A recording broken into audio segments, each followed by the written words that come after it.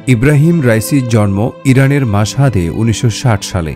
রাইসির বাবা ছিলেন একজন ধর্মীয় নেতা। ৫ বছর বয়সে রাইসির বাবা মারা যান। এরপর ১৯৭৯ সালে ইরানে ইসলামী বিপ্লবের ৪ বছর আগে ১৫ বছর বয়সী রাইসি তার নিজের শহর মাশহাদ ছেড়ে কুমে যান। ১৯৮১ সালে রাইসি তেহরানের নিকটবর্তী ইরানের শহর কারাজের বিচার বিভাগে যোগ দেন। ১০ বছরেরও কম সময়ে তিনি বিচার বিভাগে উল্লেখযোগ্য পদোন্নতি পান। এরপর কনিষ্ঠ সদস্য হিসাবে একটি ট্রাইব্যুনালের সদস্য হন, যাকে বিরোধীরা ঘাতক কমিটি হিসেবে অভিহিত করে। ১৯৮৮ সালে এই কমিটি ২ থেকে ৪ হাজারের মতো রাজনৈতিক বন্দীকে ফাঁসির আদেশ দেয়। এদের মধ্যে মার্ক্সবাদী বামপন্থী রাজনীতিবিদ এবং পিপলস মুজাহিদিন অর্গানাইজেশন অব ইরানের বহু সদস্য ছিলেন। এ সংগঠনকে ইরান ও ইরাক উভয়ই সন্ত্রাসবাদী হিসাবে দেখে। এরপর ১৯৮৯ সালে রাইসি তেহরানের প্রসিকিউটর হিসেবে নিয়োগ পান। তখন আয়াতুল্লাহ আকবর হাশেমি রাফসানজানি রাইসিকে মধ্যপন্থী ব্যক্তি হিসেবে অভিহিত করেছিলেন। ১৯৯৪ সালে রাইসি জেনারেল ইন্সপেকশন অফিসের প্রধান হন। ৬০ বছর বয়সী ইব্রাহিম রাইসি তার কর্মজীবনের বেশিরভাগ সময় সরকারি কৌশলী হিসাবে কাজ করেছেন।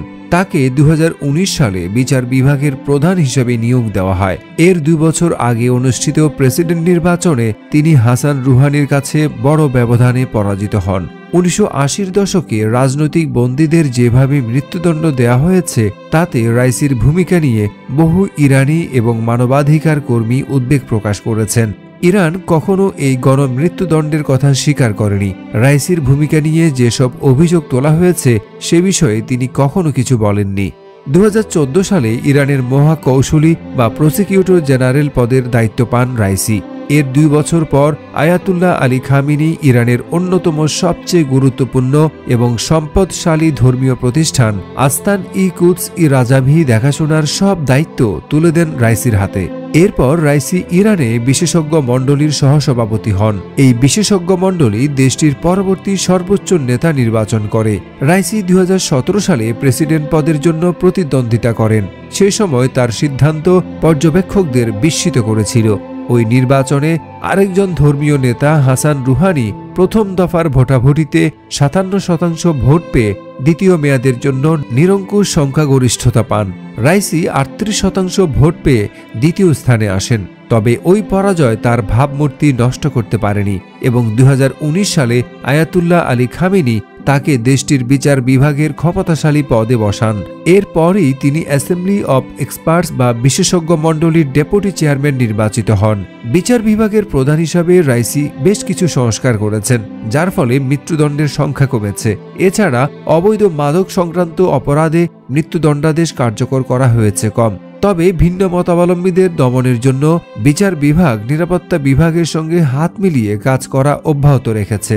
এরপর ২০২১ সালে তিনি প্রেসিডেন্ট নির্বাচনে প্রার্থী হওয়ার ঘোষণা দেন এবং ৬২% ভোট পেয়ে নির্বাচিত হন। কূটনৈতিক সম্পর্ক ছিন্ন করার ৭ বছর পর ২০২৩ সালের মার্চে রাইসি সরকার ইরানের তিক্ত প্রতিদ্বন্দ্বী আঞ্চলিক সুন্নি শক্তি সৌদি আরবের সঙ্গে আকস্মিক সমঝোতা করতে রাজি হয়ে যায়। কিন্তু ওই বছরের অক্টোবরে হামাস দক্ষিণ ইসরায়েলে নজিরবিহীন আন্তঃসীমান্ত হামলা চালালে আঞ্চলিক উত্তেজনা বেড়ে যায় এবং এর জবাবে ইসরায়েল গাজায় ব্যাপক সামরিক অভিযান শুরু করে। একই সময়ে লেবাননের হিজবুল্লাহ, ইয়েমেনের হুথি এবং ইরাক ও সিরিয়ার বিভিন্ন মিলিশিয়া সহ মধ্যপ্রাচ্য জুড়ে সক্রিয় মিত্র সশস্ত্র গোষ্ঠী এবং প্রক্সি গোষ্ঠীগুলো ইরানের নেটওয়ার্ক ফিলিস্তিনের সাথে সংহতি প্রদর্শনের জন্য ইসরায়েলের বিরুদ্ধে তাদের আক্রমণ উল্লেখযোগ্যভাবে বাড়িয়ে তুলেছে। এই উত্তেজনা বৃদ্ধি একটি আঞ্চলিক যুদ্ধের সূত্রপাত করতে পারে এমন আশঙ্কা এপ্রিলে আরও জোরদার হয়, যখন ইরান প্রথমবার সরাসরি সামরিক হামলা চালায় ইসরায়েলে। সিরিয়ার ইরানি কনসুলেটে প্রাণঘাতী হামলার প্রতিশোধ হিসাবে ইসরায়েলে ৩০০-র বেশি ড্রোন ও ক্ষেপণাস্ত্র নিক্ষেপের সিদ্ধান্তকে সমর্থন করেন রাইসি। ১৯ মে রোববার প্রতিবেশী আজারবাইজানের সাথে যৌথ অর্থায়নে নির্মিত কিসকালাচি বাঁধের উদ্বোধন অনুষ্ঠানে অংশ নেন ইরানের প্রেসিডেন্ট ইব্রাহিম রাইসি, পররাষ্ট্রমন্ত্রী আমির আবদুল্লাহিয়ান সহ সরকারের ঊর্ধ্বতন কয়েকজন কর্মকর্তা। পরে সেখান থেকে ইরানের তাবরিজ শহরে আরেকটি প্রকল্পের উদ্বোধন করতে যাওয়ার সময় ভারজাকান অঞ্চলের দিজামারের পার্বত্য এলাকায় প্রেসিডেন্ট ও পররাষ্ট্রমন্ত্রীকে বহনকারী হেলিকপ্টারটি বিধ্বস্ত হয়। কয়েক ঘন্টার দীর্ঘ তল্লাশি অভিযানের পর সোমবার দিজামারের উজি ও পীর গ্রামের মধ্যবর্তী এলাকায় বিধ্বস্ত হেলিকপ্টারের ধ্বংস অবশেষ শনাক্ত করা হয়। সেখান থেকে ইরানের উদ্ধারকারী দলের কর্মকর্তারা প্রেসিডেন্ট ইব্রাহিম রাইসি, পররাষ্ট্রমন্ত্রী আমির আবদুল্লাহিয়ান সহ 9 জনের মরদেহ উদ্ধার করেন।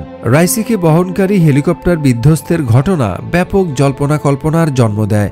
অনাকাঙ্ক্ষিত এই দুর্ঘটনা ঘিরে দেখা দিয়েছে নানান প্রশ্ন।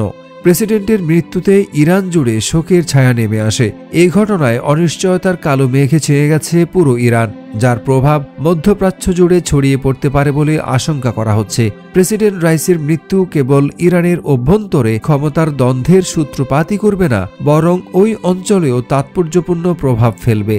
ক্রমবর্ধমান তীব্র উত্তেজনা আর সংঘাতের মাঝে রাইসির মতো দেশটির প্রধান একজন রাজনৈতিক নেতার অনুপস্থিতি ইরানের ভেতরে এবং বাইরে ক্ষমতার ভারসাম্যহীনতায় ব্যাঘাত ঘটাতে পারে।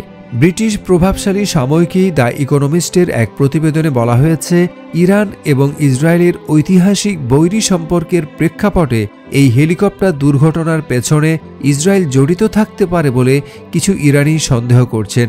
দামেস্কে ইসরায়েলের একজন ইরানি জেনারেলকে হত্যা ও পরবর্তীতে ইসরায়েলে ইরানের শত শত ক্ষেপণাস্ত্র নিক্ষেপের ঘটনায় সৃষ্ট সাম্প্রতিক উত্তেজনা বিবেচনায় এই তত্ত্বটি অনেকের মনোযোগ কেড়েছে।